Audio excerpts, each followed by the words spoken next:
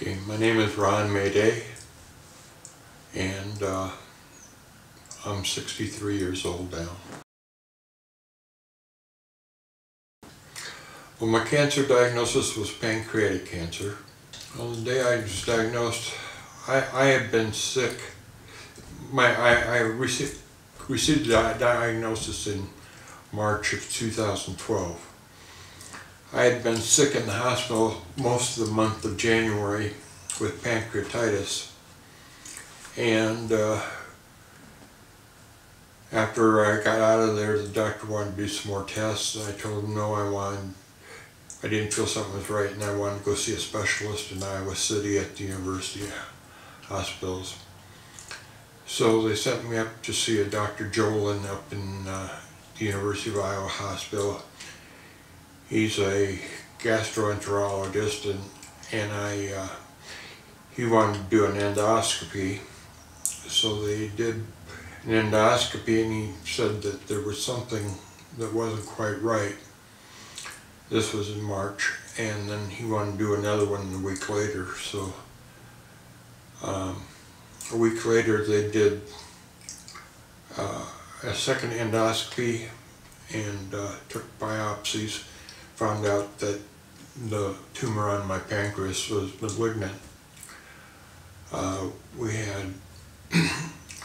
He took me into his office and basically explained that, he said, "I'm sorry, but I've got some bad news for you." And he explained to me that pancreatic cancer, what it was, and that I had it, and that the survival rate wasn't very good. They said only about 6% of the people that get pancreatic cancer make it past the first 5 years, and about 90% only make it past the first 6 months. And I told him, I wanted to fight this thing as soon as I could. And so they scheduled surgery at the University of Iowa hospitals right away, and 2 weeks later I had what they call a Whipple procedure done. A Whipple procedure is they go in and kind of rearrange your whole inside. They took the tumor out, about half the pancreas, the gallbladder, the duodenum, part of my lower intestines, part of my stomach. It took a lot out of me, literally. And then 3 days following the cancer surgery, 3 days later I had a heart attack, and a day later I was followed by a stroke. So I had the surgery, a heart attack, and a stroke all within a week. And they didn't give me real good odds, but I said I wanted to beat this thing. And after I got out of the hospital, I had to do 24 weeks of chemotherapy.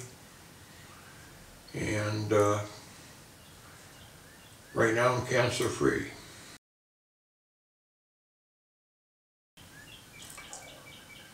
Well, cancer changes you changes your life completely. It changes the way you go to bed at night, it changes the way you get up in the morning, it changes your daily routine. And for me, it just changed my whole outlook on life. You really come in contact with your mortal feelings of your existence. And I've been one of the lucky ones. So far I've made it 3 years, and I have met a lot of people that haven't made it that far. So I feel really blessed in that.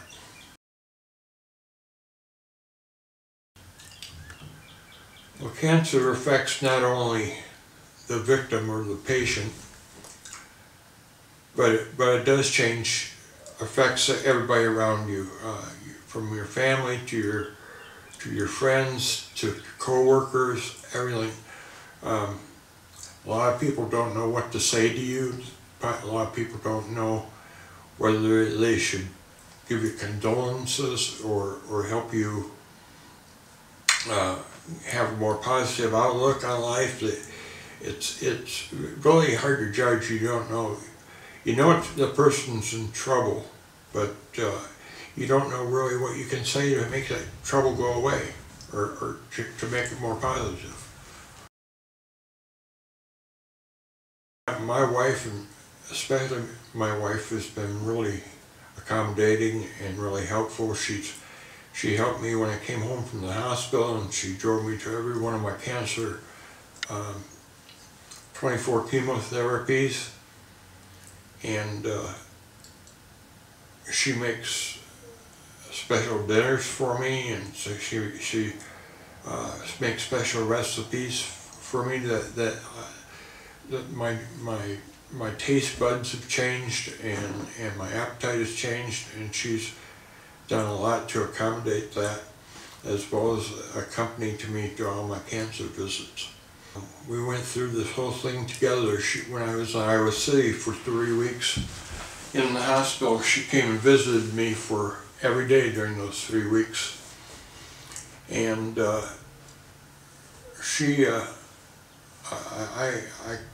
can't say enough about how much I depend on her and how much she has helped me regain my strength and positive outlook. Same as I have 2 daughters, one in Waterloo and one in Iowa City, and they also came and visited and stuff, but they weren't, at that time, weren't quite as close to me as my wife was.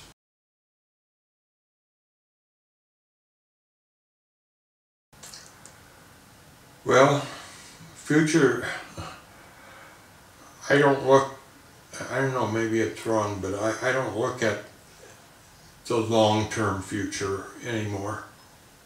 All I really have is today, but yet I feel that I've got, I've got the rest of this year, I've got next year, and I look forward to things more of doing things especially with my family and taking care of things around the house. I don't know if that will ever end, but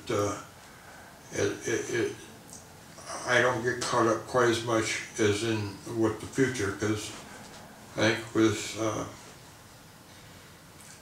John Lennon made a statement that you can plan the future, but you can't plan the outcome. It teaches you how valuable life is and to live today for today.